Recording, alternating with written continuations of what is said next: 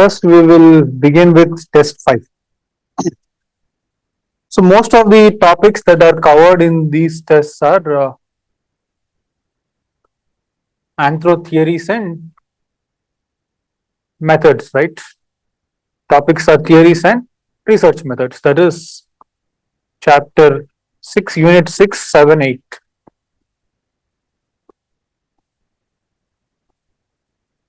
Research methods. So, we have unit 6, 7, and 8. That is the main focus of this. So, generally, students, whenever they simple, if you read them in a specific framework.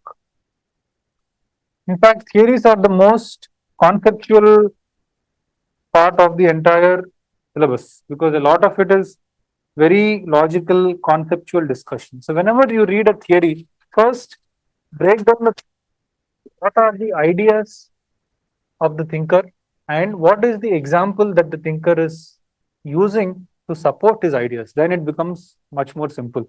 Quite often, students don't make this differentiation. What are the ideas? What are the four? You'll find majorly every thinker has 4 to 5 ideas. This is something that you do. But where you neglect is example. Think small example, how does it matter? But a thinker's ideas, we'll be able to explain them better only when we take the example that they have used to support it. So example is not just anything. If you take Margaret Mead, you must talk about her study in Samoa. If you take Malinowski, we should support it with Trobriand Island study. Or you take Levi Strauss, we should talk about his cousin marriages and how he talks about different exchange systems. So example must be given a very important place in your answer. And generally students don't get marks because they dismiss away examples. And your answer should have, for this very simple. And if you ask me, questions on theories are very straightforward, no twists and turns. If you prepare well, this is one area where you can actually do present good content, give an intro, and then discuss the ideas. The thinker. You'll have mostly 4 to 6 major ideas of the particular thinker. And while doing using writing the ideas, and then you write the example. Support your ideas, discuss the example. And for example, sometimes if it's consuming a lot of space, one reason sometimes students skip example is though they want to write, it looks like it is taking a lot of space, so you skip it. The best way to depict example is you draw flowchart or some diagram. Try to represent it in a diagrammatic way. That will ensure idea you can't explain in the diagram. Just the writing point. But example, you can use a diagram to explain because it will remove all the details, it will save space, and more importantly, save time. Draw flowchart and give the example. And while doing all of this, please try to include any popular book name of that thinker. If you write a book name, it gives better impact. Try to include the book name. So, his ideas, example, and the most important book, Morgan, Ancient Society.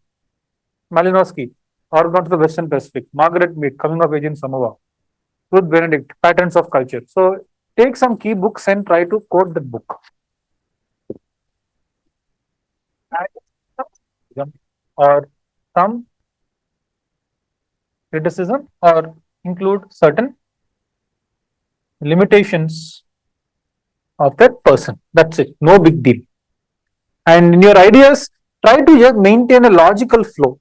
Students are one reason again why you have difficulties. You don't try to read theories in a logical flow. You're just trying to memorize rote memorization. So after a point, you will feel like you're fed up of this. You read multiple times, but you have difficulty in remembering what you've read. That is because you're not trying to look at a thinker as a logical argument. You're not trying to look at any idea, any approach as a logical argument. Think of any thinker, any theory as a logical argument.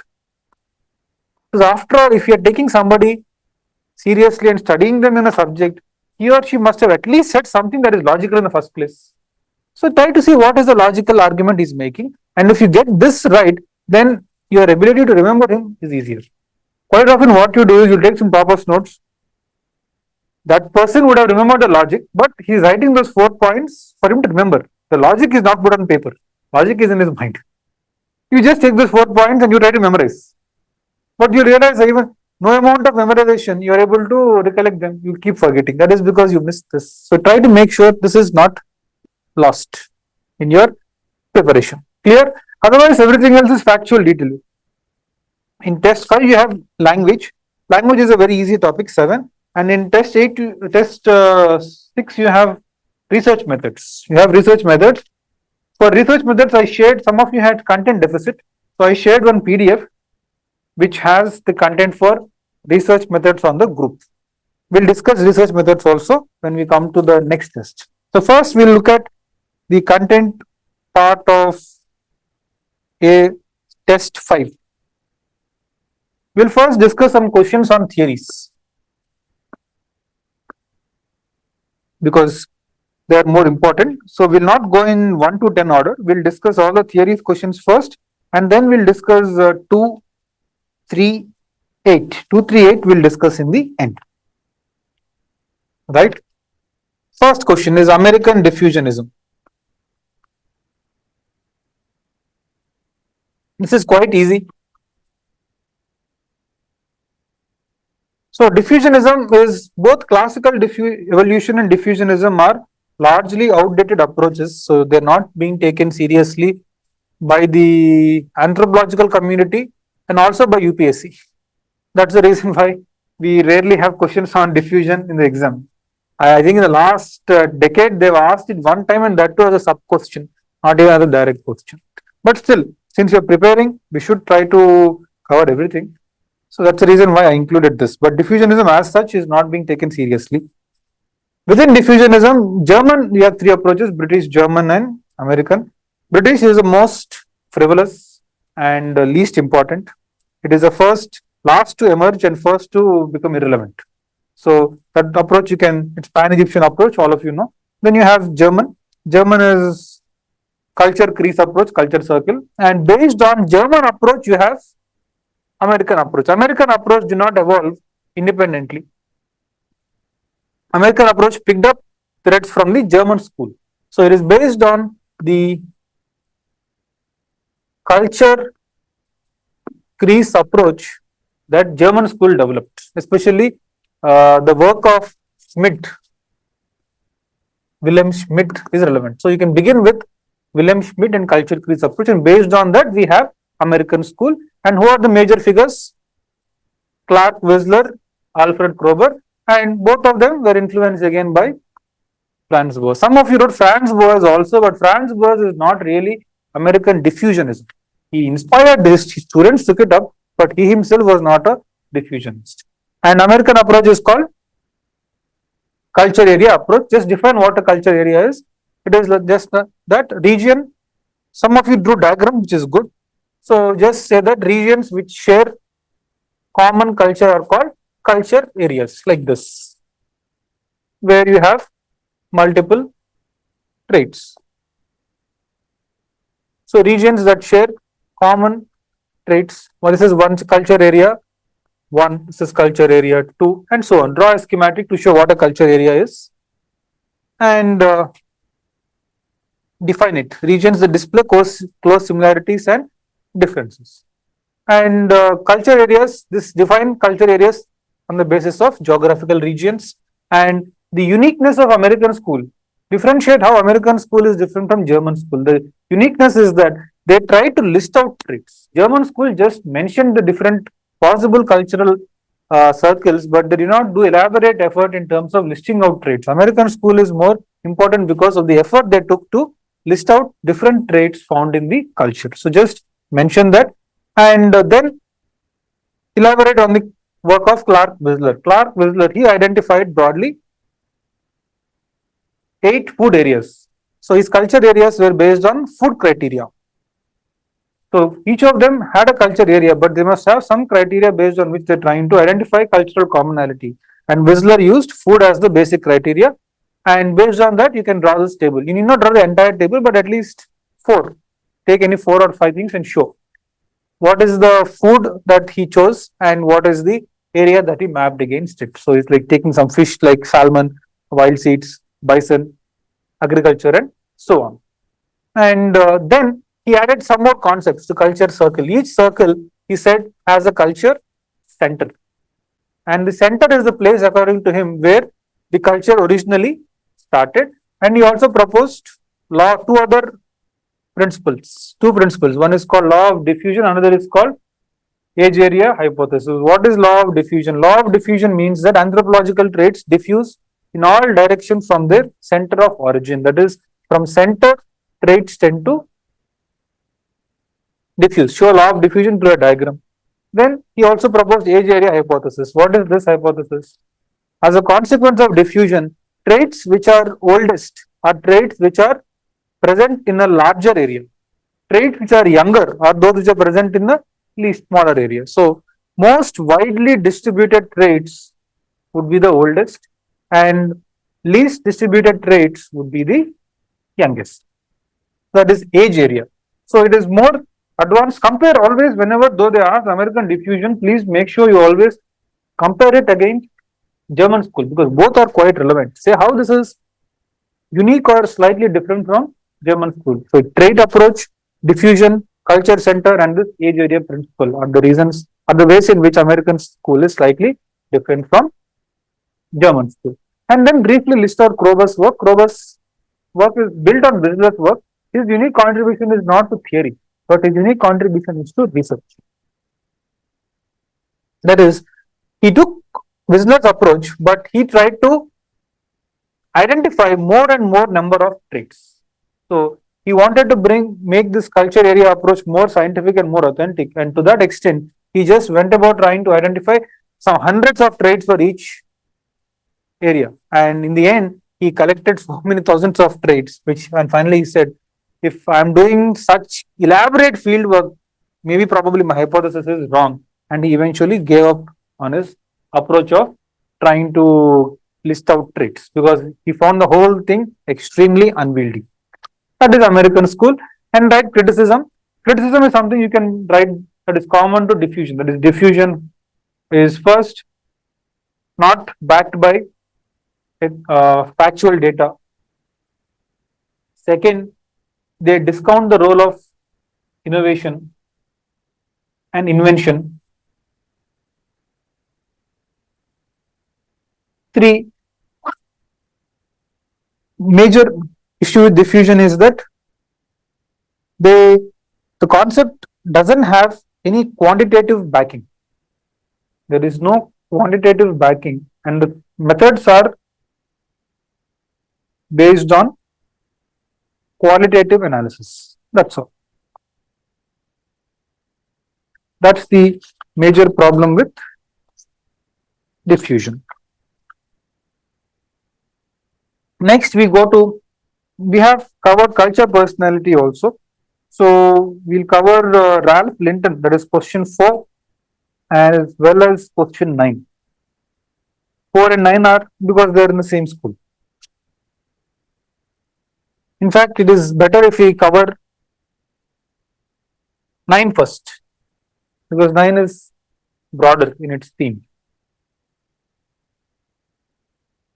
So, first, what do you understand by culture personality studies? Very simple. This is a very simple, no complex details. So, just define what is culture personality studies. It is first is a studies, field of study that is a psychological. You must use the word. It's a field of study that takes psychological approach to the study of culture, influenced by the ideas of people like Sigmund Freud. So use these things, and it is largely an American approach, because all the anthropologists under culture personality are Americans. It is largely a American approach, and it's a very heterogeneous school of thought, because different people said different things, but all of them were included under culture personality approach. It's a heterogeneous school of thought, and then under this you have broadly 3 categories of people. Some believe that personality impacts culture. Others believe that culture impacts personality. Some believe that there is two-way influence. So who is this? This is Ruth Benedict. This is Margaret Mead. This is Linton, Gardiner. There's an issue with this board. Linton, Gardiner,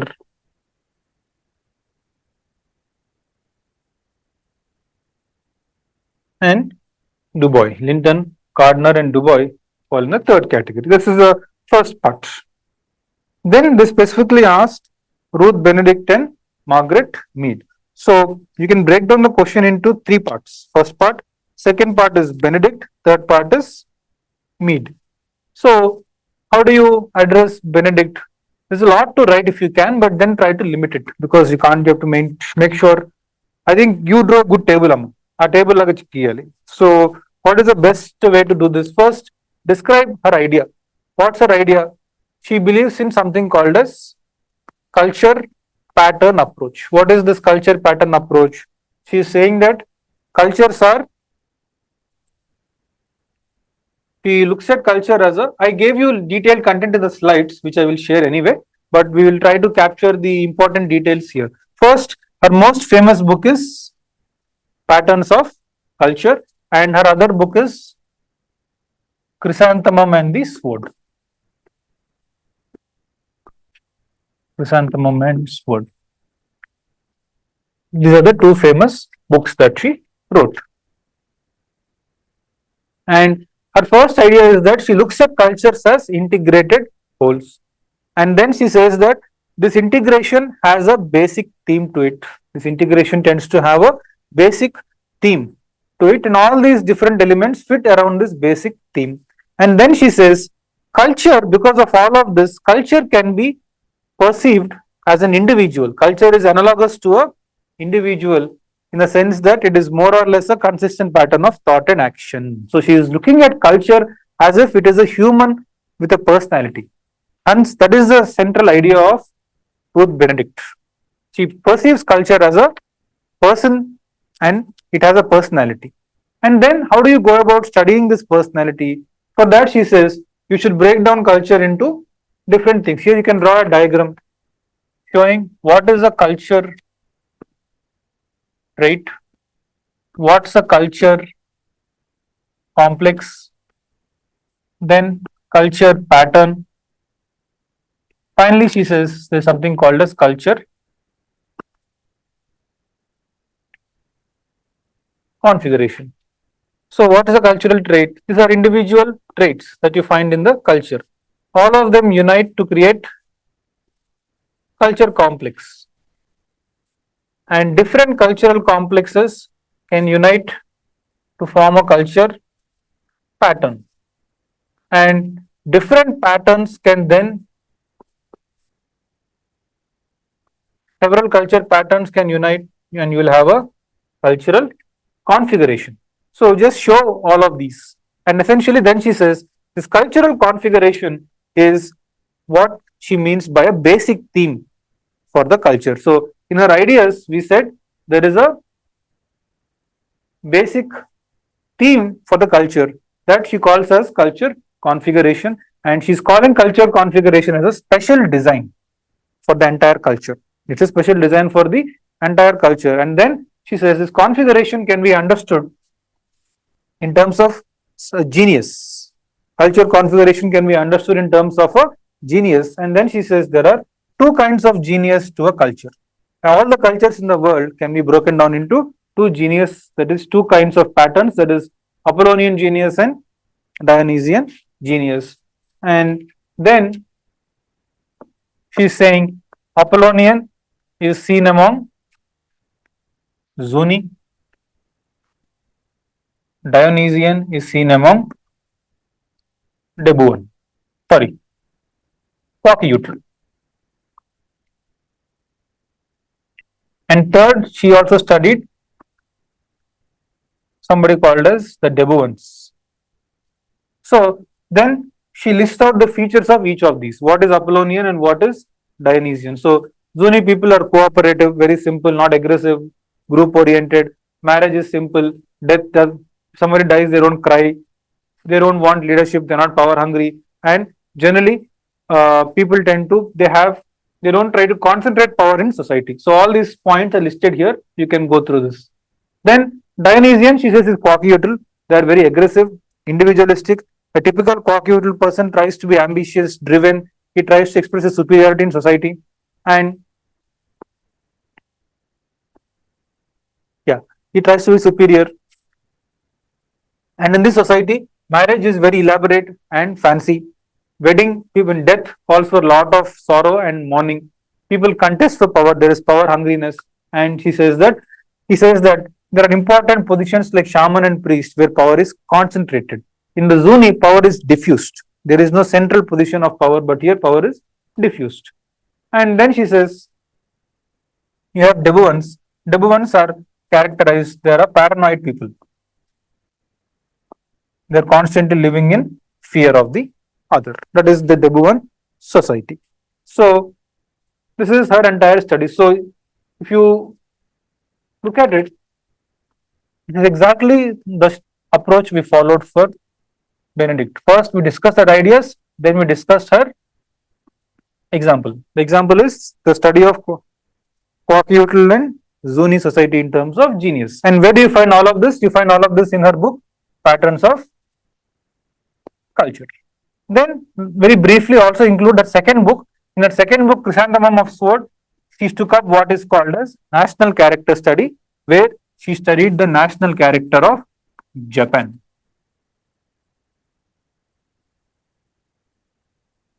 That's, I think here there is no scope to discuss that, but in the slides here I gave you content on this book also. You can see what she said on the whole Japanese culture. The content is appended in the slides. That is her. Then Mead. Mead is very important and very easy to finish because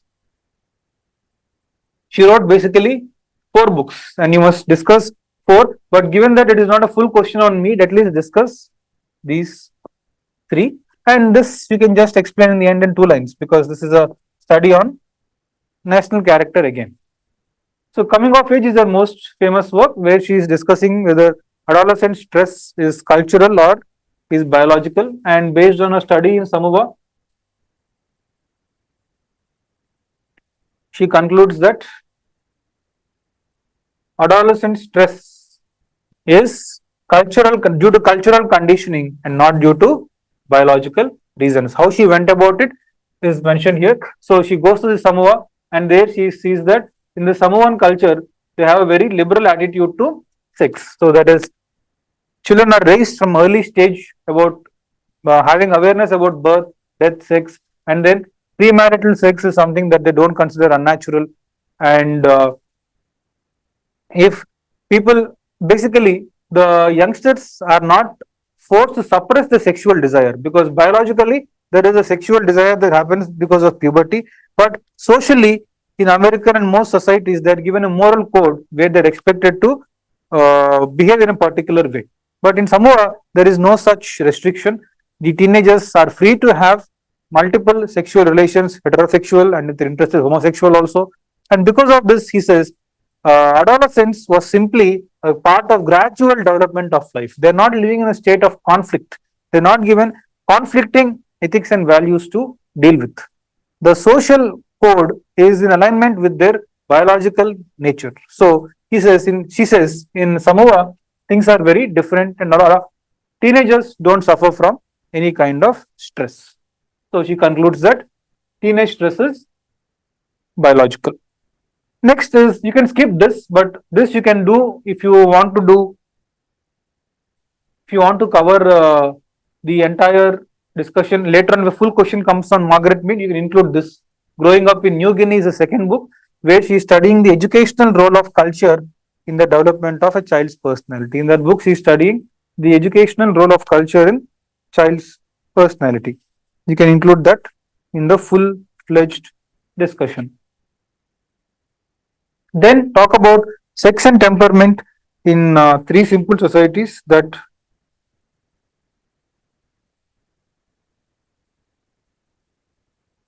one minute. Right, sorry for the interruption. So then discuss her other work, Sex and Temperament in 3 Primitive Societies. So here she is saying that the so-called gender roles, that is, what does it mean to be a man? What does it mean to be a woman? Even these generally we assume that man is like this. So yes, generally we assume that man means to be like this, woman means to be like this, and man is aggressive, woman is submissive. Why? Because man is biologically designed with testosterone. Man is engaged in economic activities. Woman is engaged in household work, childcare. So woman is submissive, caring, whereas man is aggressive. These are the stereotypical natures, stereotypes we have, and we relate it to biology.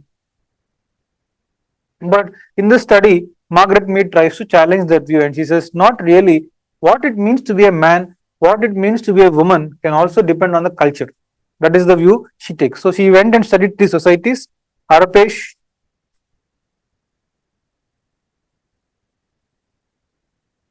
the other is Mundu Gomar, and the third is Chambuli. And she says that in all these societies, all of them are living nearby in the same region, but then they have different cultural notions for what is man, what is woman. In Arapesh, she says both men and women are similar. There is no difference between what man, how man behaves, how woman behaves. Both of them are submissive. In Mundu Gomar, again both are same, but here both men and women are aggressive. Here both men and women are submissive. And in Chambuli, she says it is quite different. Here, men are submissive, whereas women are aggressive. And he says, why is it so? She says it is because probably this is a Chambuli or a matrilineal society which have female authority, and that could be the reason why women are having aggressive nature while men are having submissive nature. So based on this, he also again concludes that it is again culture that is determining what it means to be woman or man. That is her work. Lastly, you can just talk about keep your powder dry. It is basically a national study on national character of America. What it is, again, if it is a standalone question on meat, you can write all of these. But if here in this question it is not needed, just mention it and say it studied the national character of America. That's all. And lastly, criticism, many missed criticism of this approach. First criticism is whether you can look at culture as a personality in itself. That is the issue with Benedict. Whether culture can be looked at like a human personality. That is the first big assumption. Second, how can you say there are just two geniuses? You can have three or four patterns. Why just two geniuses for all society? That is another issue. Then the other issue is that they got such clear patterns because they were selective in their research. Both Mead and Benedict were selective in their research. If some data did not fit their theory, then they would call it deviant. So if Benedict found a Zuni person who is aggressive, she would call that Zuni person as deviant. Instead of questioning her theory, she would dismiss the evidence as deviant. And both of them did not take, again, quantitative studies. They did not really go and examine whether what they are doing is based on quantitative research. No. And in case of Mead, later on, it was shown that a lot of her ideas were exaggerated. The whole idea of uh, her whole idea of Samoa has a lot of exaggerations, and likewise, the study of three societies also is marked by many exaggerations. So that's how Mead's work also was shown to be slightly distortive, though it is not complete misrepresentation. The amount of exaggeration is slightly high. That's Mead. Then Ralph Linton. So Ralph Linton begin by saying that Ralph Linton is somebody who studied the two-way influence of culture and personality, and then he is also the co-founder of what is called as basic personality approach, along with Gardner. Both Gardner and Linton together developed this idea of basic personality structure. And Ralph Linton, he believed that in every culture there is a basic personality. Every culture has some kind of basic personality, and the basic personality is found in a typical member of society. This basic personality is almost like Benedict's idea of cultural pattern. And he says to understand this, we have to break down culture into three types. Culture should be broken down into three types: real culture, ideal culture, and culture construct. What is real culture? Real culture is the actual cultural behavior. Real culture is the actual cultural behavior. Then we have ideal culture. What is ideal culture? Real is what people practice. Ideal is the philosophical, that is the explanation or some kind of, this is the ideal way of doing things. For example, the best way to explain this is our democracy itself. What is the ideal election expenditure? What is the real election expenditure? There is huge gap. So this is real culture, this is ideal culture. Then he talks about culture construct. That is, there is a gap between the way life of people and they, one is what they claim to be. There is some gap between the ideal and the real, and that is called as culture construct. The deviation is called as culture construct. So he says we have to study culture in terms of real culture, ideal culture, and culture construct. And then he thinks of personality. Then he breaks down human personality. He breaks down human personality into two levels. He says we can break down personality into central organization and superficial organization. Central and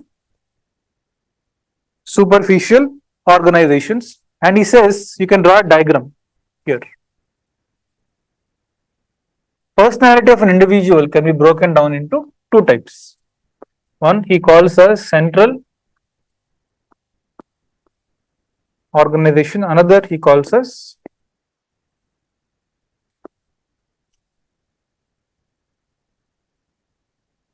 superficial organization. He says central organization refers to beliefs and like temperament, nature. These are central to an individual.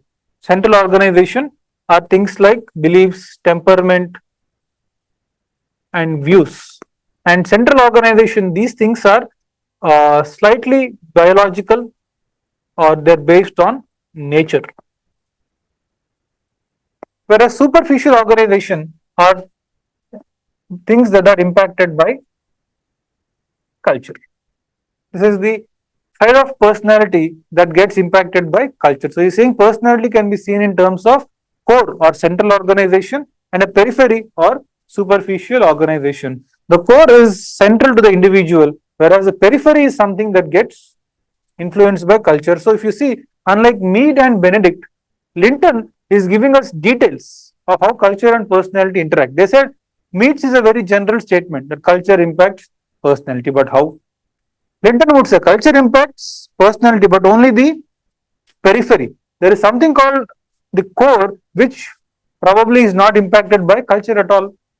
So this is something one is born with. This is a predisposition. So that is the innovative idea that Linton proposes. He's breaking down personality into two levels, and he's saying that both nature and nurture are involved. Meats is an extreme statement, only nurture. She doesn't think about nature. Whereas Linton is saying this is biological. You are born in a particular way, but then some aspects of your personality are shaped by the kind of culture you are raised in. And then he says, he gives another concept called covert culture and overt culture. Covert culture and overt culture. Covert culture is shaped by central organization or core. Overt culture is what shapes the superficial. Just like he broke down personality into two levels, he's also breaking down culture into two levels, that is covert and overt. Clear? Yes. Then he talked about three stages in personality development of an individual. That is, we have three stages in which a personality develops. All these three are self-explanatory. I won't discuss them. Next, he proposed, lastly, he also proposed three concepts, three related concepts about personality. These are called as basic personality, status personality, and social inventor. He said, we can understand people in a society in terms of three concepts: basic personality, status personality, and social inventor. What is basic personality? Basic personality is like the culture pattern. This is the kind of personality that you'll find in a, this is a common set of habits which may be found in a typical individual in the society. Basic personality means some kind of common set of habits that we will find among the individuals. Then he gives something called a status personality. That is, by virtue of the status in which you are, sometimes you may be granted some privileges. This leads to a certain personality formation. He calls that as status personality. For example, this you can apply to our exam also. Until you, as long as you're struggling, you'll have one personality.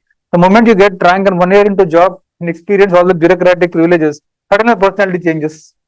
Somebody was until yesterday struggling and depressed that he's not getting success.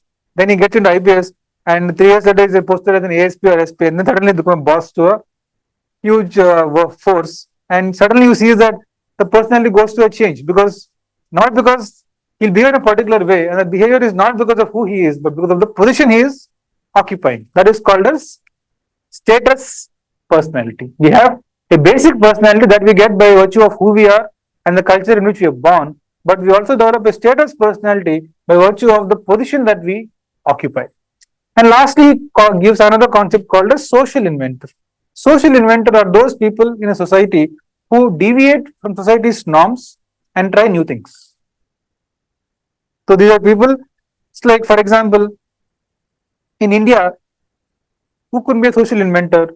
A single mother or a woman who is choosing to have a child without being married, who is giving a single parent, leading a single parent family. She is a social inventor because the norm is to marry and have children. But if a woman chooses to have child out of marriage and never get married, that's trying something new out of the existing culture's norms. Such people are called as social inventors. Even LGBTQ is social inventor, for example. That is, you infuse some new cultural elements. So these are the essential things. Now, beyond that, if you want, you can add some more discussion to Linton. I have given this here, it's an extra discussion.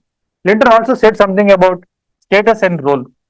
This content is relevant to status and role in 2.2. He gives the definition of role and then he defines status and he classifies status into ascribed status and achieved status. This content is more relevant to status and role topic in 2.2, but since we are discussing Linton, I thought I will just include this here. Clear? So we discussed culture personality approach at great length. We will then try to next we'll move on to fifth question. This is historical particularism. This is very easy. Nothing much to discuss. Just talk about first. The approach comes from the life and work of Franz Boas, and briefly discuss how Franz Boas was a Jew in Germany, which exposed him to the anti-Semitic feelings, and because of this, he eventually, when he came to America, he developed a culture relativism mindset, and he was opposed to ethnocentric thinking. And here, if you want, you can also include his trip to Baffin Island, how that influenced his thinking. So, as a youngster, he traveled to this Baffin Island. Before this travel, he believed in something called as geographical determinism. But once he made this trip to this island, he believed that no, each culture in a given region, earlier he believed that geography determines culture, and he believed that if somebody shares the same geography, they'll share same culture. But when he went to that island, he saw in the same island, there were this side there was one culture, this side there was another culture, and so on. Even Margaret Mead's Sex and Temperament shows this. People who are living on the same region can exhibit different cultural patterns. That is what he got to know in this Baffin Island visit, and which influenced him. And talk about culture relativism, and his whole approach begins with his critique of evolution, classical evolution. He says classical evolutionists are making extreme generalizations not backed by data, and he says they wrongly used comparative method. They are comparing wrong things. He gives an example. If two things they're making not just generalization, but they're making sweeping generalization and no field work. In comparative method, he says they're comparing wrong things.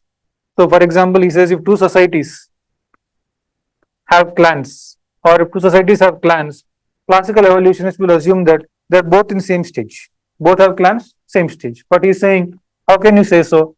In one, clans could have formed because lineages fused. This is fusion.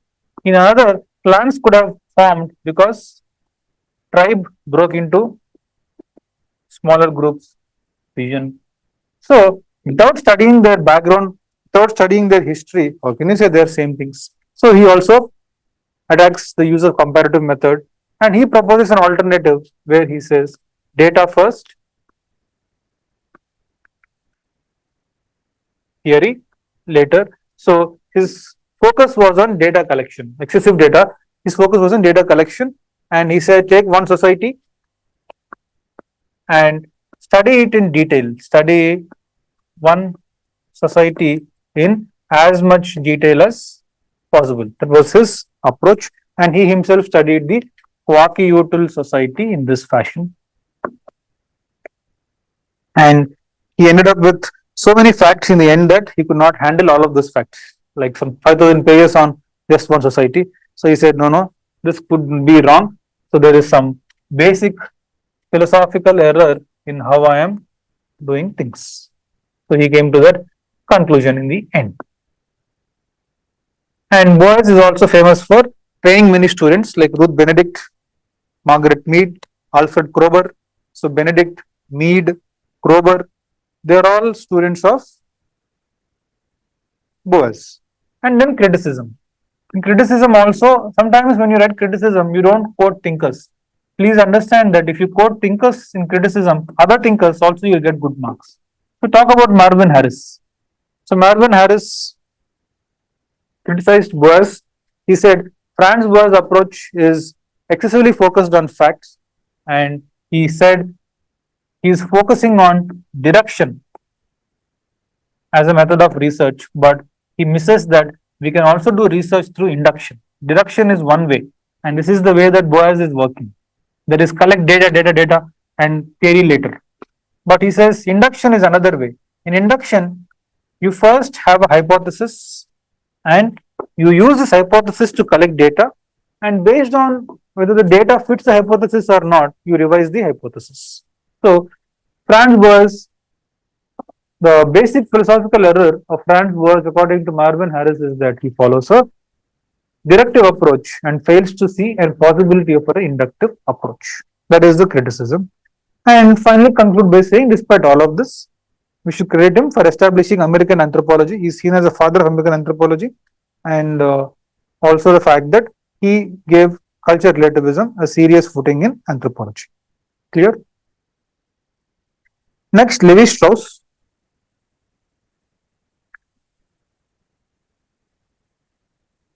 No, write all of this one by one. Here you won't have major example. So all that we discussed, say first describe his idea, his brief background. Franz Boas gave thrust to American anthropology. That is introduction. Then put a heading, Franz Boas's ideas. One by one. First, idea of culture relativism. Second, his study of his critique of classical evolutionism. Next, his ideas on comparative method. Third, what is his alternative? Take one, study them in detail. And who did he study? Next point, Occidental society in great detail. And then finally, critique. In critique, you say, though he himself ended up with so much of data that he did not know how to make sense of it. So that is because of next, very first point. Second point, Marvin Harris explains that this problem is because Franz Boas believes in deduction but not in induction. And this is a basic philosophical error. Then we conclude by saying, despite these limitations, he is a remarkable figure because he is the person to give thrust to American anthropology and for training huge number of students. So it will be easier if you break down all the points you gather into ideas, example. So whatever they said will become their ideas. Example, if it is a small example, you can just write within the ideas itself, or you can put, if it is a major example, like in case of Levi Strauss, you can put a separate heading as example and discuss the example. So in case of Franz Boas, the example is too small. It doesn't make sense to have separate heading and write it. So just write it as a part of the ideal. But if it is Margaret Mead, it calls for a separate discussion. Or even Levi Strauss should discuss it separate. Next is a structuralist approach of Levi Strauss with focus on studies on marriage and kinship. So theory, I have the content for example here. Basically, we must start with what is his structural approach. Here, first, who was he inspired by? He was inspired by Emile Durkheim and his idea of collective conscience in society.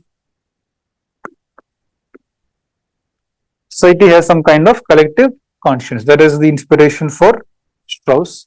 Next, in structuralism, what does he mean by structure? He means mental structure. So he believes that mind is the basis for all cultural phenomena. So he thinks that to study culture, really, we need to study mind and its structure. How do we study mind? We study mind, mental structure, by studying other creations or other products of culture. We get to know the structure of mind by studying the other creations or products of culture. What are the other creations or products of culture of mind? I'm sorry. Along with culture, what are the other things that they made? Like language, mythology. So by studying all these things, you will get an idea what the mental structure is. And then he says, this, if you study, then he says the mental structure is something like molds. That is, mind has some kind of molds, and these molds are like empty vessels, and this is part of the brain's neurophysiology. That is, one is born with this kind of mental structure. It is not like one develops it, but one is born with it. And then he says, not just that, the mental structure or human thought processes can be perceived as binary oppositions. That is, two thoughts which are opposite of each other. And he gives example, like for instance, hot, cold, up, down, raw, cooked, nature, culture. So he says human mind has a tendency to think in terms of binary oppositions like these. And he says when there is an opposition, there is some kind of conflict. To resolve the opposition, one opposition gives rise to the next opposition. So the opposition has to be solved. So while we solve this, second opposition takes birth. While solving the second, a third opposition takes birth, and so on. And at some stage, the opposition gets resolved, and it gets resolved by something he calls as resolutions or mediators. The opposition gets resolved at the end of this chain by some kind of resolutions or mediators, and these resolutions or mediators are the important institutions of culture.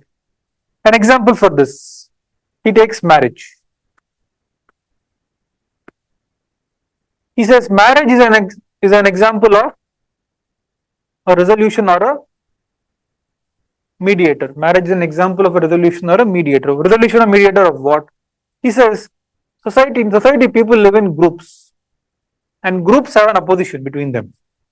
Us, them, or mine, yours.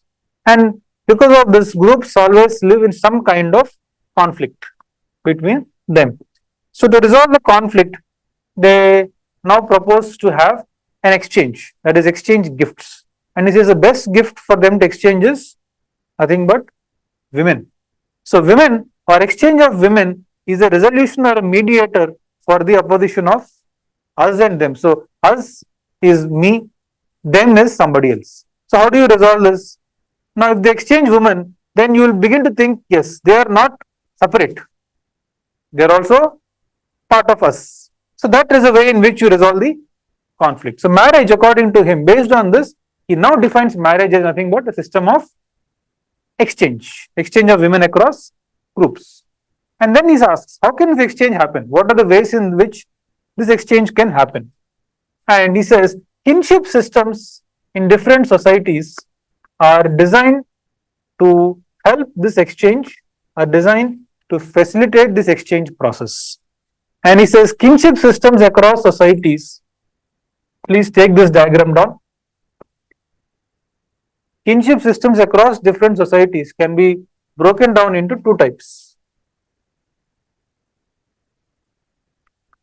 That is, elementary structures and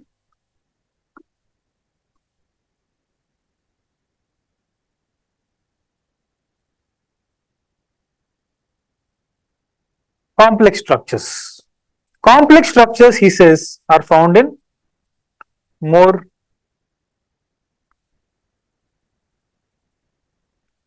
complex societies. Elementary structures are found in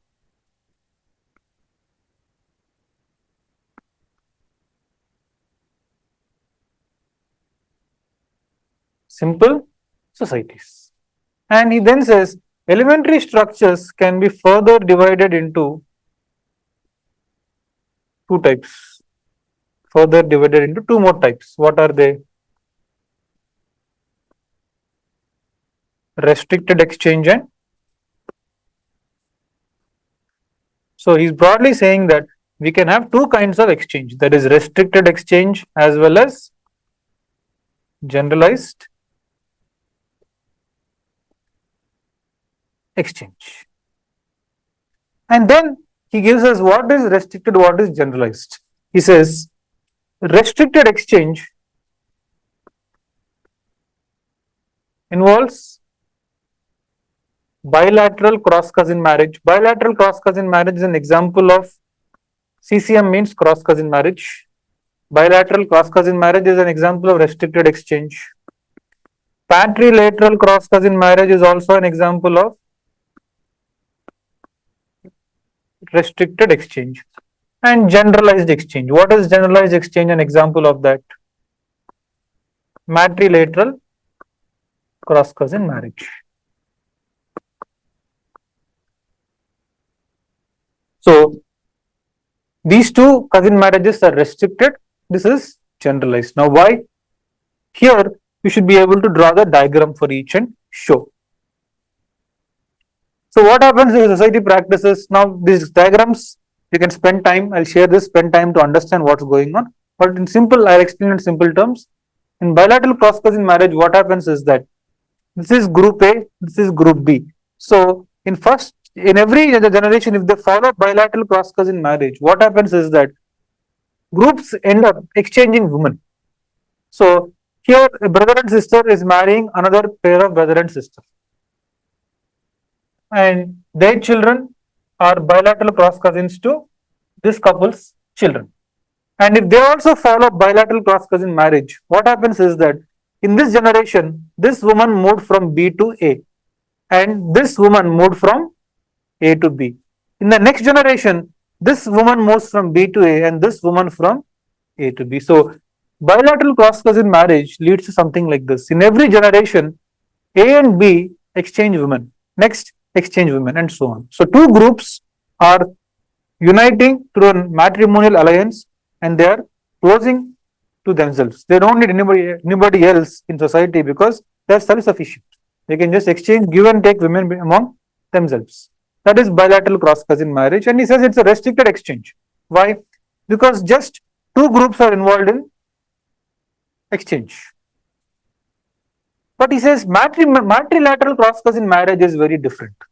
Then what I drew here is a very simple diagram. The actual diagram that Levi Strauss drew looks somewhat like this. Now this diagram we can't draw in the exam. It's far too complex.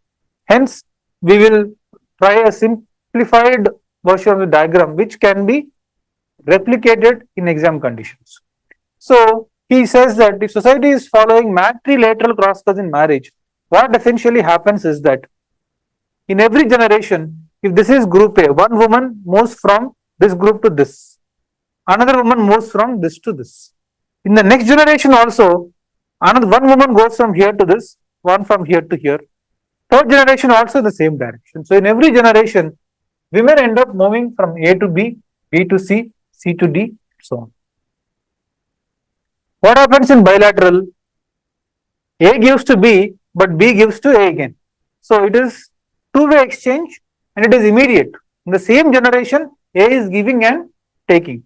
Here, A is giving to B, but not taking. B is giving to C, but not taking from C. Because B gives to C, but takes from A.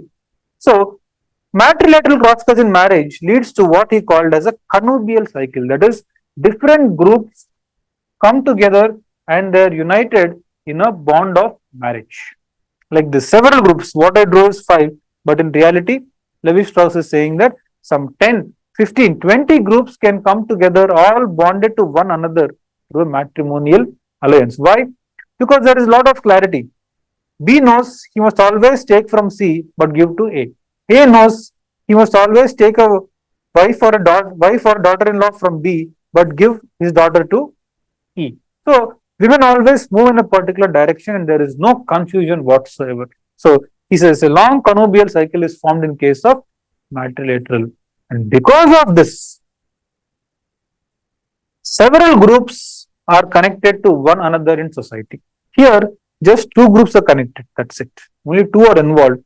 But here, several groups can unite together through a matrimonial alliance. Hence, he says, this is a generalized exchange given its sheer scale.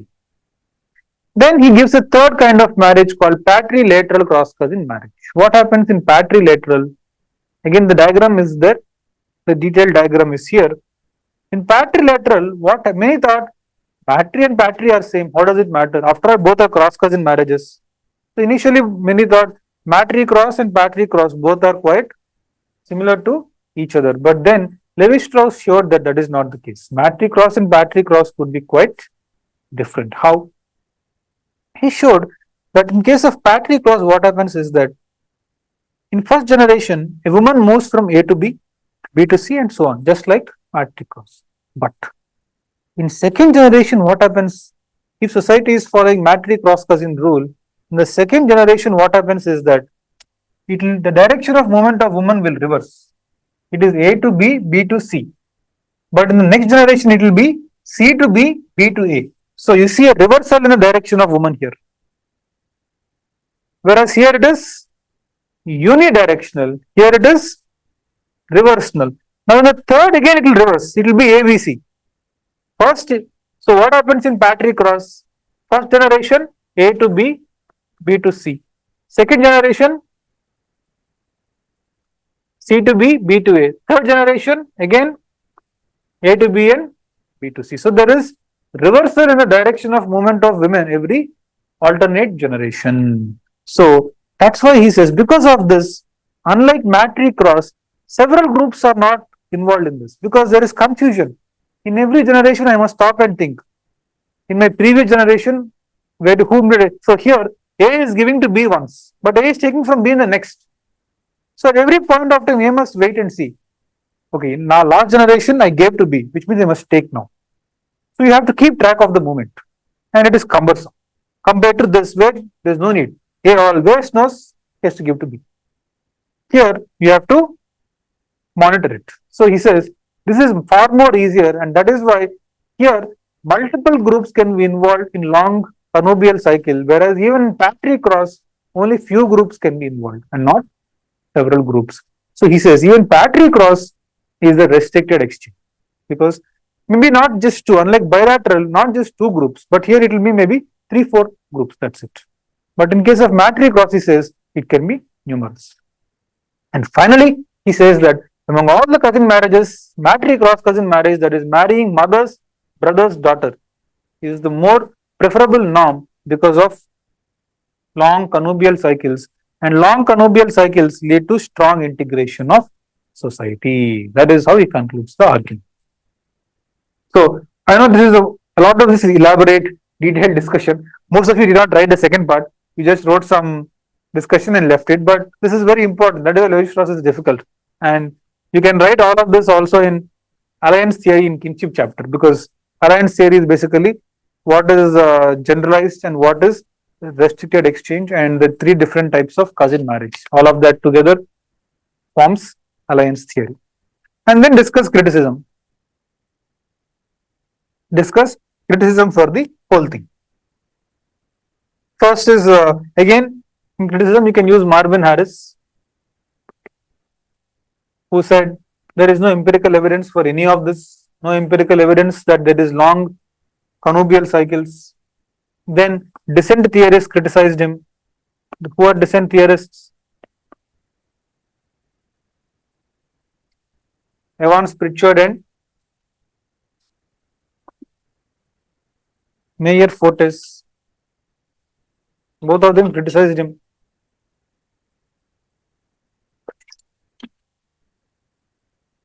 By saying that he overplayed the role of alliance and underplayed the role of descent. And they also said for alliance to happen between groups, he's saying marriage is exchange of women between groups. Then how are groups formed in the first place? Descent. So descent, alliance requires descent. But he thinks alliance is the most important part. So they say, how can that be so? Because for alliance to work, descent must exist first. And may question this notion of marriage as exchange. He's saying marriage is exchange of women between groups. What if society does not have groups at all? What if society follows bilateral kinship where there is no clan, lineage, nothing? Then can you still call marriage as exchange and there is no group in the first place? So even another argument is, let us assume that there is opposition, and to resolve that you are exchanging. But is exchanging women or marriage the only way to resolve that opposition? Maybe you can have sexual communism where men share women with no marriage bond. That is also possible. Is marriage the only way in which the opposition can be resolved? These are all questions to which Levi-Strauss had no answer. And of course, the other criticism is that the whole approach is too abstract, too complex, only for the sake of being complex. If it is complex because it gives some end result, it is good. But this whole idea is complex for the sake of being complexity. And there is no need to resort to mental structures to explain any of the things that Levi-Strauss actually explained. That is the other issue. Next, Morgan. I think we are running out of time. We'll have to finish quickly. We'll try to finish Morgan and A.R.R. Brown quickly, because at this pace, I doubt if we can finish both the tests in the limited allotted time.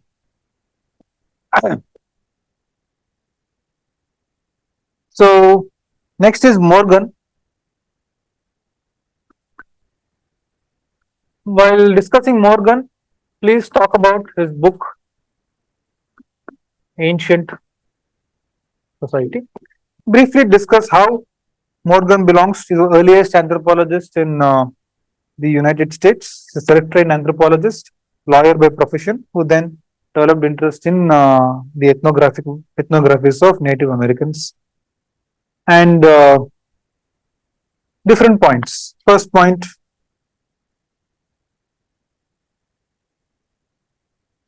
is this three-stage evolution for all cultures. 3 stages. What are the 3 stages? As the usual: savagery, barbarism, and civilization. But then, unlike Tyler, he actually classifies them into upper savagery, middle savagery, lower savagery.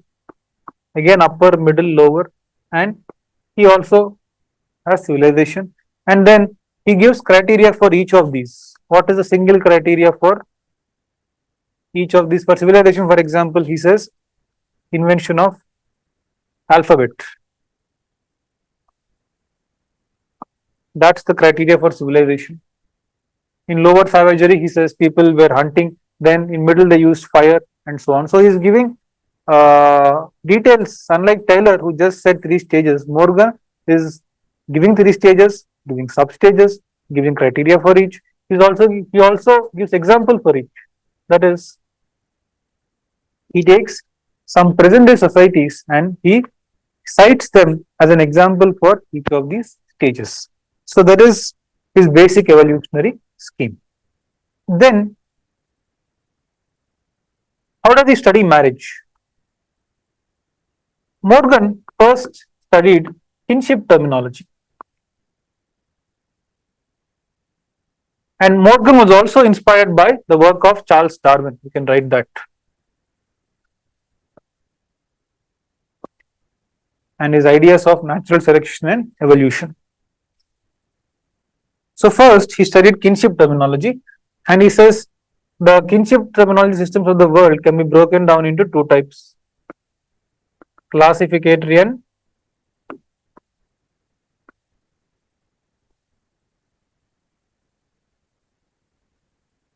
descriptive. Two types of kinship terminology systems, and he gives example for each of them. He fits three societies into each of them. Classificatory, he says Ganovanian, Malayan, Turanian, and so on. For descriptive, he gives Aryan,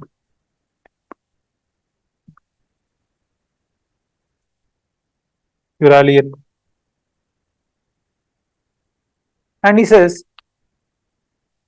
classificatory evolved eventually to descriptive. But societies evolved from classificatory systems to descriptive system, and not just that.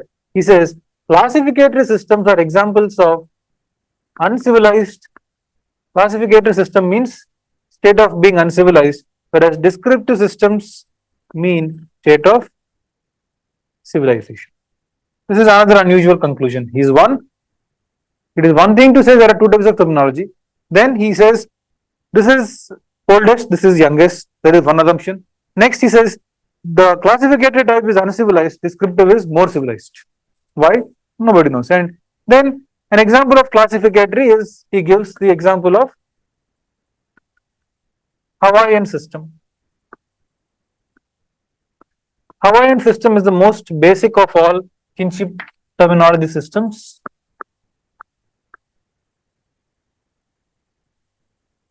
It looks like this.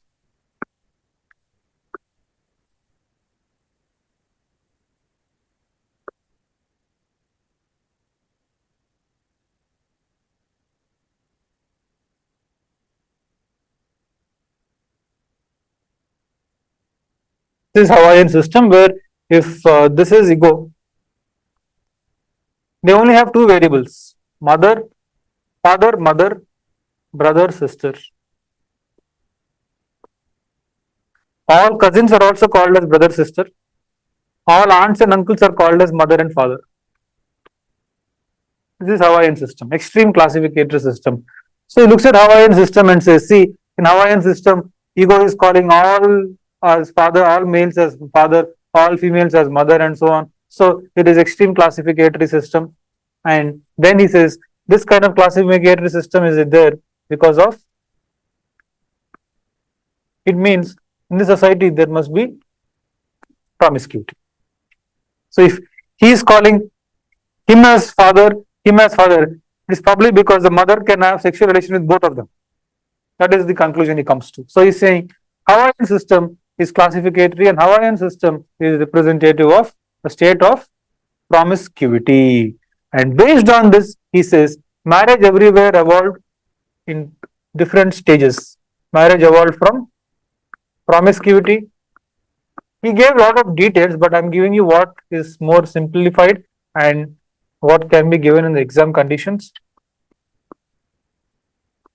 Polygamy, and finally he says people arrived at monogamy. He gives this sequence, but he doesn't stop there again. He doesn't stop at this stage. He goes on to tell us that, are we late?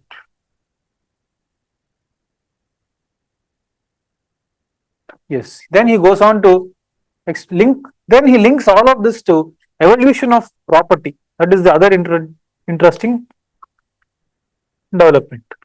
So he says, he tries to explain why the whole thing evolved as it did, from promiscuity to group marriage to polygamy to monogamy. So he links this to evolution of property. So he says initially people had no property, or people only had grave goods, that is, they used some things and these were buried with them. From this, they moved to a stage of communal property, that is, people began to own property together. Then we have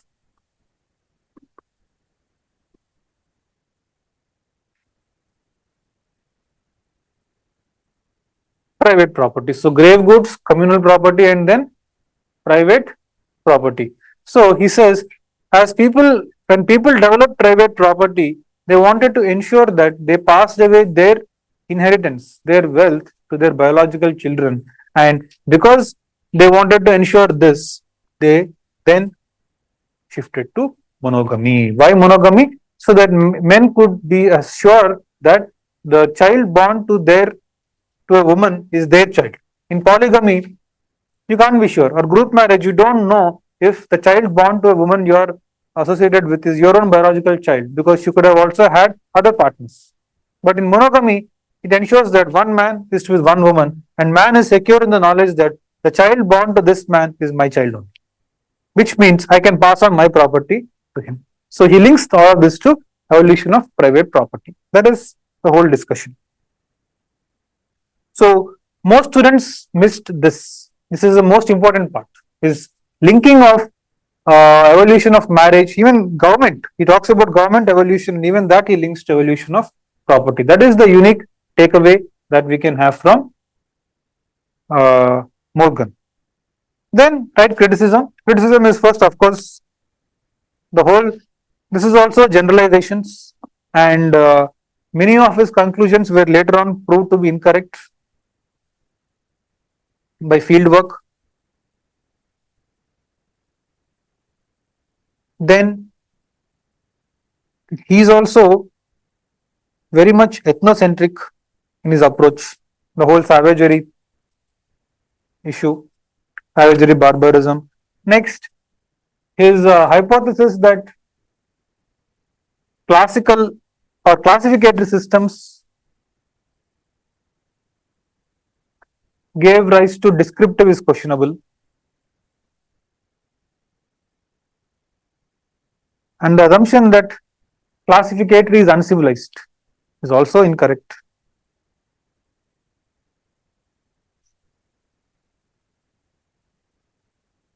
So these are the problems with Morgan's approach. Clear? Then we have the last approach, that is structural functionalist approach of Radcliffe-Brown. So again, Radcliffe-Brown is also similar. First, talk about his background. Radcliffe-Brown was also influenced by Emile Durkheim. He was influenced by the work of Emile Durkheim, and he was particularly influenced by Durkheim's idea of social cohesion. He wanted to know, understand, and study how social cohesion, or how different entities or different parts of society are all bound and bonded together. That is his initial hypothesis, and to that extent, he developed an approach which is focused on society as a whole, and that approach is called as structural functionalism. And what is the essence of structural functionalism? First, what does he mean by structure? Levi-Strauss meant mental structure. What does Brown mean by structure? Radcliffe-Brown means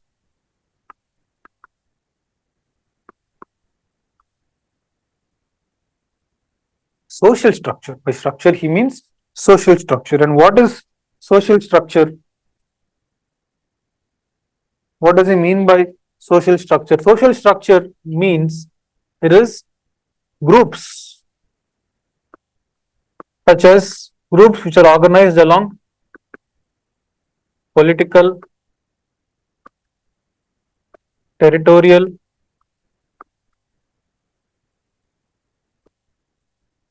kinship lines, groups and their interconnections are is called as social structure. And he says social structure is not the same as social system. He says there is something else called as social system. He says social system includes three things. Include the three has three components. One is the technological component. Second is the environmental component, and third is the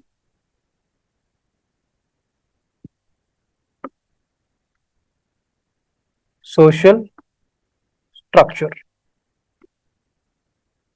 Social system includes three components, and social structure is just one of the three components of social system. And he says social in his approach of study of society, he gives primacy to the analysis of social structure for understanding society. He thinks social structure should be given primacy in analyzing and understanding structure rather than technological or environmental aspects. That is the central part of his theory. And now, what is function? We know what is structure now. What does he mean by function? According to him, what is the function of an institution in culture? And he says the function of an institution is the contribution that institution makes to the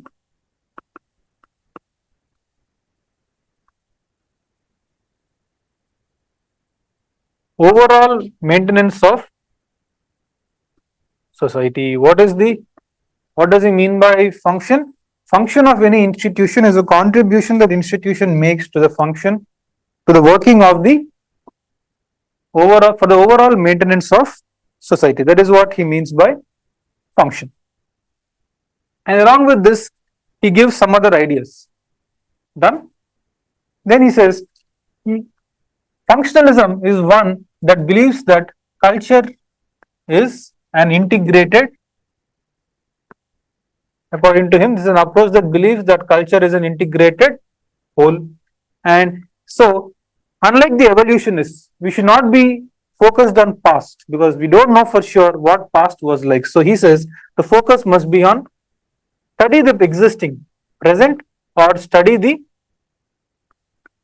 existing institutions. Don't study the past when you don't know what past would have been like. And he also believes that society is characterized by internal harmony. Society is characterized by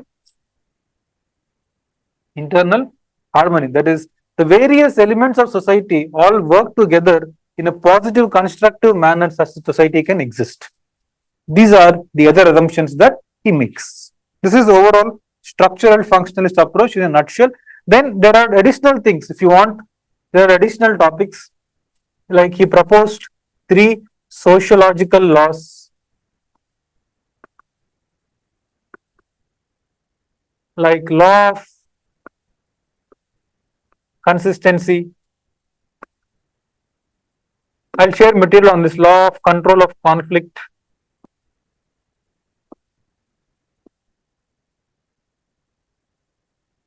And so on. And he also shared some principles regarding kinship terminology, 3 sociological laws, and he also gave 3 principles for kinship terminology. These are called, one is called unity of sibling group, unity of sibling group. Second principle is called unity of lineage group. Third is called generation principle. Generation principle means alternate generations have more affinity and bonding than successive generations. That is, children, grandchildren, grandparents have more bonding between them than parents and children. That is generation principle. And you can explain his work through some examples. Two famous examples is how he explained potlatch, and another example is how he explained joking relationship with maternal uncle. In many societies, we have a joking relationship with maternal uncle. He especially studied this among a tribal society called the Batonga. So you can give these examples to explain his approach. And then criticism. Criticism, you can quote Marvin Harris again if you're interested, or just write the general possible criticisms. First criticism is they Marvin Harris says one of the reasons why functionalism did not take shape, did not develop well, is because they ignore technology totally. They only focus on society and totally ignore technology. Second reason is they totally ignore past. There is only focus on present. Then another person called R.K. Merton also criticized. R.K. Merton says all the early functionalists, they assume that society is integrated. But he says, how can you assume so? How can you assume integration? Instead, he says integration must be empirically verified. You should see whether there is integration or not. You can't assume it. Next, he also says, Merton says, all of them assume that whenever society has any institution, it plays a positive role. Whenever there is an institution in society, it plays positive role. That is called functional unity. Of course, we forgot another idea of organic analogy. Yeah. So one of the other major idea of one of the first things you must write after talking about Durkheim is idea of organic analogy, where he compares society to an organism.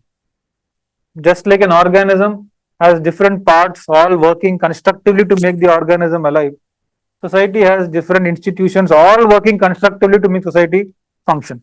But then R.K. Merton says, how can you assume functional unity? Sometimes society can consist of negatives.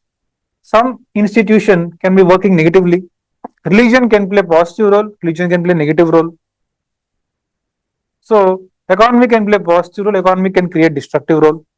So institutions can have positive as well as negative role. How can you assume that just like organs function positively only, how can institutions function positively only? First of all, who told you that society and organism are both same? So that is a big assumption. So you can write all these criticisms to A.R.R. Brown. So that brings our discussion of thinkers to an end. Next, we'll quickly go look at some language questions. I think we'll have to wind up today with only fifth. We won't be able to do sixth test. So already 5:20. Thinkers will always take time. Non-verbal communication. Not very difficult. So this is a very easy chapter. Most of you wrote decent content, just that some of you missed structure. So whenever we discuss non-verbal communication, first define it. It is communication that involves without the use of words. How can you do it? Different ways. First is paralanguage. Second, you can use proxemics, that is using space. If you're close to somebody, intimacy. If you're far away, it could be distance. If you are always sitting below, lower status. So that is use of space. Then chronomics, this time, how much time you take to respond, or kinesics. Kinesics can involve different things like gesture,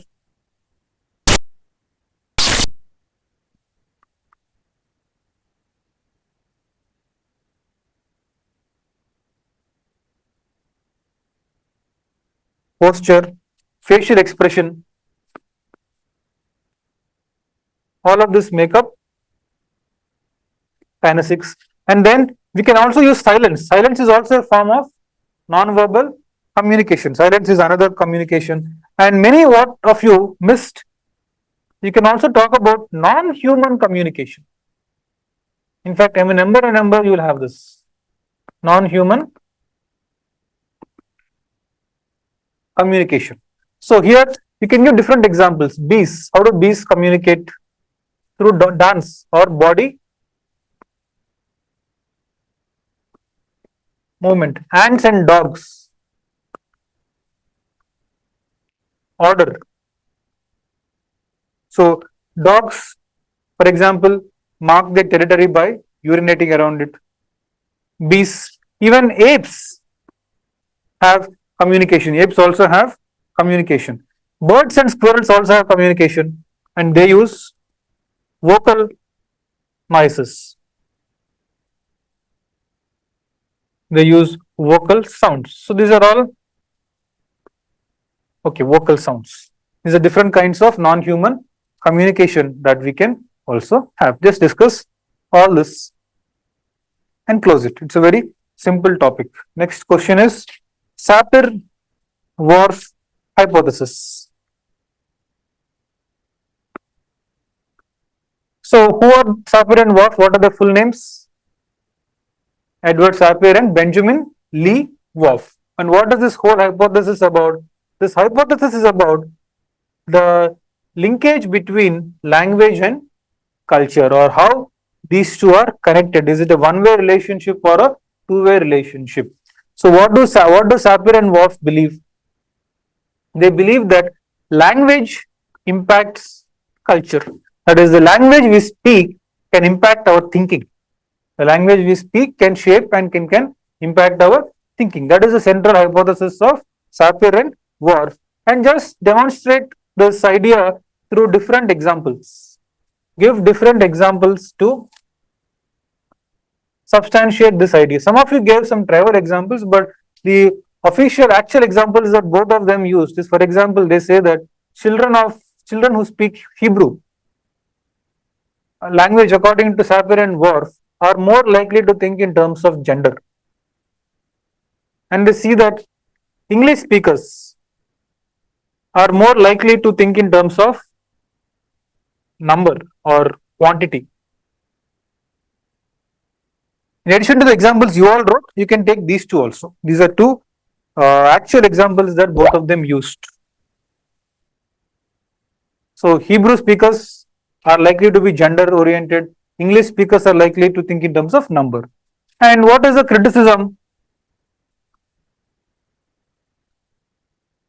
Criticism is, they say, first, it is true that language impacts culture, but some also believe that no, culture shapes language. There is a culture you are part of can shape language. Here, two people, Brent Berlin and Paul K, did some field work.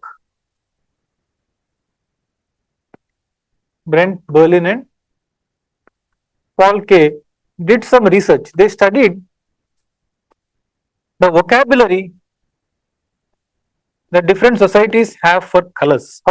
How many words do societies have for colors? Look at English, we have basic colors, then you can have so many words. Magenta, lavender, isn't it? You can have red, maroon or burgundy. So many. But in some societies, you only have words for 5-6 colors, that's it. So they say, the society in which the culture is highly developed with a very high amount of specialization has colors as words for multiple colors. Society which is very simple with very little specialization doesn't find the need for extraordinary amount of words also, which means the level of culture you have is shaping the kind of language you develop. Because why colors only? Why are they focusing on colors? Because whenever a language evolves, one of the first words a language picks up are the words to describe the world around them. One of the first things they describe in the world around them are colors. So we don't pick up words like doctor, engineer, teacher first. We show first how does the sky look? How does the earth look? How do plants look? So colors are some of the first words that any language develops. That is One criticism. Second, of course, they say that language can influence culture, or language may influence culture. Nobody is saying no, but it is another thing to say language determines culture. So the idea that language determines culture is too extreme. Instead, we can just say language influences culture and stop at that without having to think that language will determine culture as a whole. The last question that we have is origins of language. Again, a very simple question, not much to worry about. So, in this question, first, there are various theories. Actually, none of this is proper science. This is all nuisance. But since it is there in the syllabus, you must write this. I'll tell you what are things that you must, which are actually nuisance, but you must write, and what actually is proper science. So, all of this is nuisance. That different theories that you'll come across in different toppers notes, different materials, like divine creation theory that God created language, natural evolution hypothesis that in the process of human evolution, as something called as Broca, the organ that developed, it gave rise to language. There is another theory that as humans shifted to erect posture, bipedalism, and began to hunt, they needed to coordinate, and this organ developed, and hence we had language. Then things like, because they became like this, there was necessity of warning. That is warning during hunting or warning when an animal is approaching you. That is another theory. Then another theory is called Yoheho theory. That is, it is needed to regulate breath. Then some others said, no, people developed language by imitating. Imitating who? Imitating different things like animals, or imitating natural sounds, imitating, finding ways to communicate or coordinate. So these are different versions of the same idea that people develop language by imitating. Imitating who is the question here. That's all. Some are saying to communicate pain, some to communicate emotion, some just to communicate messages. Some are saying that we copied dogs, but I'm curious why only dogs. So these are all many non-serious approaches. Imitation hypothesis. But after writing all of this, you can then write some sense instead of just nonsense. So what does Ember and Ember tell us? In Ember and Ember, we have two approaches. So today, none of these approaches are taken seriously, because how do we know how language originated? How can we know? Can we time travel and see how Homo habilis looked at dog or looked at donkey and imitated? We don't know. So all these are very non-serious and speculative approaches. But the serious approaches that today we have to understand origins of languages, first approach is called study of Creole languages. This approach is being developed by one scholar called Paul Bickerton. Bickerton proposes that how do you study origins of language? By studying how Creoles develop. What is a Creole? Creole is a language that develops from the meeting of two different languages. For example, take slaves who came to United States. They spoke some African language when they were in, let's say, the Azande is a tribe. These are a group of, or the Mende, some people who were brought from Congo or Ivory Coast, Ghana, from Ghana to US. They spoke the Mende language. Then they didn't want to come, but they were dragged and kidnapped and brought here. Now they're living on a cotton plantation in Kansas. Their owner speaks English. Slowly they also begin to learn English. But what you see is, and now a new language is born. That new language that these people speak on the cotton plantation is neither the original Mende language nor is it proper English. It's a slavish version of, or a black American version of English. That's why in movies you will see that whenever a black actor is speaking, they show his accent, his language, everything is different. It's not a simple, straightforward English. That is a Creole.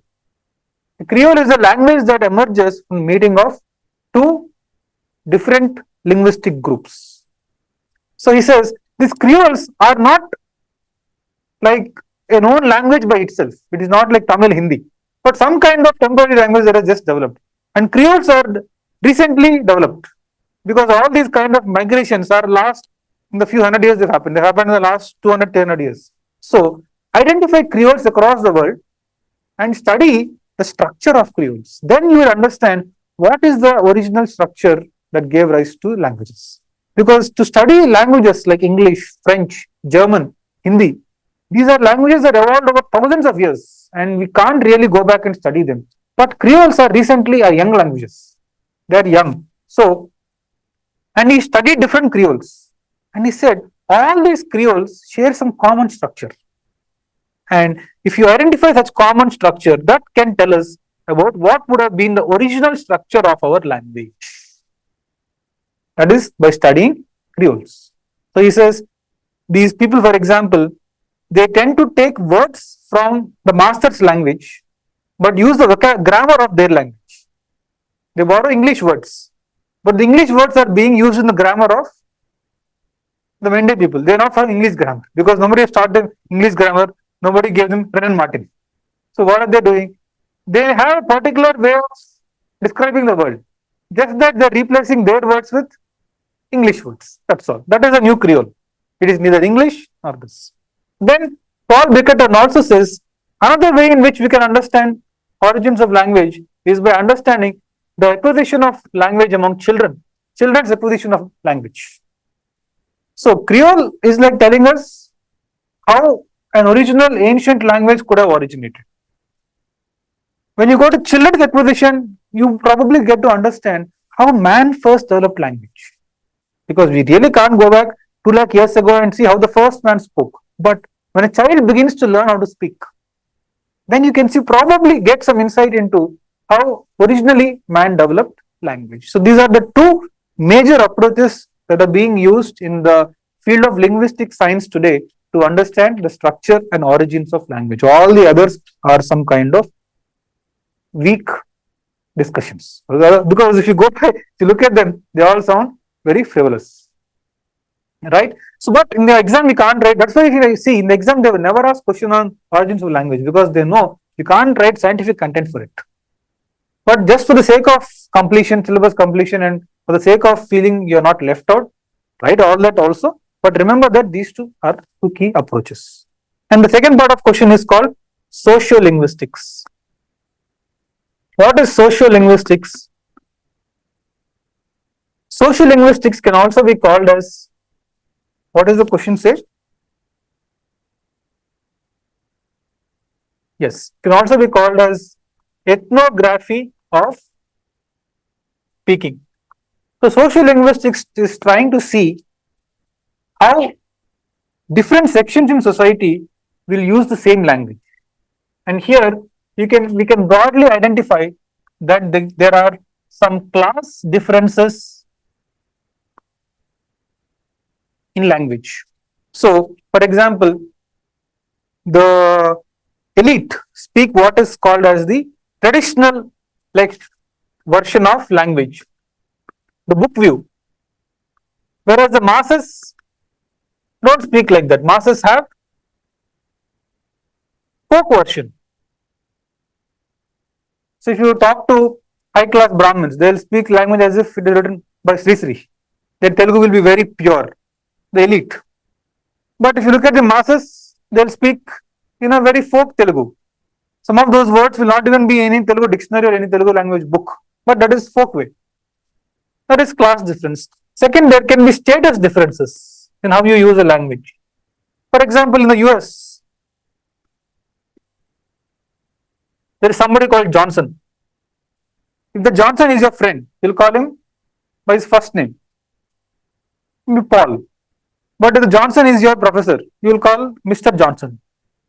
So the terms of address that you use to talk to a person indicates that person's status. This is called status difference in the use of language. Third are gender differences. We also have gender differences in language because men and women speak language differently. That is why a lot of times there is gender miscommunication because what the women mean by certain thing, men fail to grasp. So, for example, what are gender differences? Men a lot of times offer solutions to a problem. Whenever women discuss a problem, they immediately give a solution.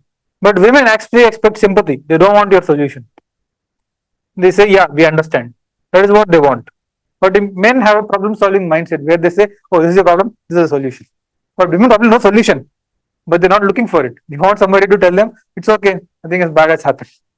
Likewise, men prefer to sit in silence, whereas women will be offended if you don't extend a conversation. Women expect, they ask a question, and if you don't extend a conversation by asking the next question, you simply sit quietly, they may be offended, they may take offense. Because women are not asking questions because they want to extend their general knowledge, just as a courtesy to extend the discussion, as a courtesy to the fellow person. But men sometimes just sit in silence because they assume what's there to ask anyway, I know all of this. So these are some subtle differences in language. Another difference is, yeah, men generally ask for directions.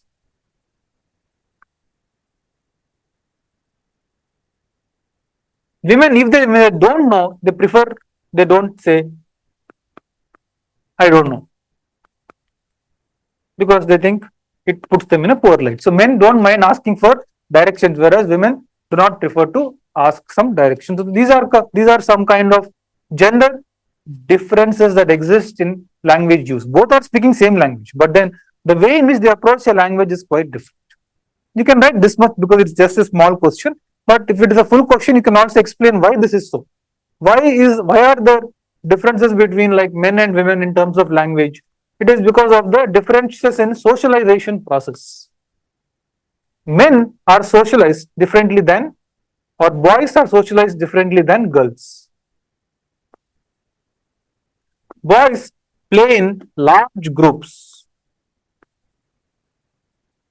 as boys. In the young age, they play in large groups, whereas girls generally play in small, intimate groups. So they have fewer friends, but then there is more emotional intimacy among them. Whereas boys are used to playing in large groups and the bonding, intimacy is less. Instead, in these groups, they have more of competition, they have more of aggression. As a result, boys develop an aggressive makeup. Girls tend to develop generally a more intimate emotional makeup. So because of this, they believe that both of them have a different approach to language. One is more emotional and is trying to be courteous. The other is seeing mostly using language as a way to assert or show one's superiority or one's individuality. That is the reason why probably there are differences in how language is being used. That's it. So that concludes our AST 5. So I think we will have to do AST 6 next week. So I will share the PPT for AST 6 also, because I made a PPT for both of them. In AST 6, I gave the content for most of you had content difficulty for research methods. For research methods topic, most of you had content issue. So I put the content down for research methods in this topic. I'll just give you the broad overview for the research method so that you can finish it on your own. I also shared the resource because most students do not have good quality resource for research method. So I shared a very good resource which describes each method in detail. Whenever there is research method, very simple. First explain method, definition and principle. What is the definition and what's the principle? Next, discuss any steps in the method, types in the method. Like for example, interview, types of interview, structured, semi-structured, unstructured. Next, advantages,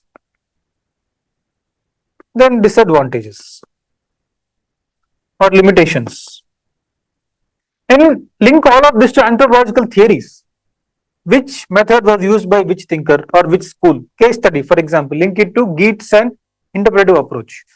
Parts per observation, you can always link it to Malinowski. Schedule questionnaire, maybe you can link it to Morgan. So link the method to a particular thinker as much as you can. And conclusion is standard for all, because you can be sure that in any given year, there will be only one question from here. So conclusion is standard. No method is perfect. Each method has its benefits and flaws. Hence, we must use multiple methods to get our data right.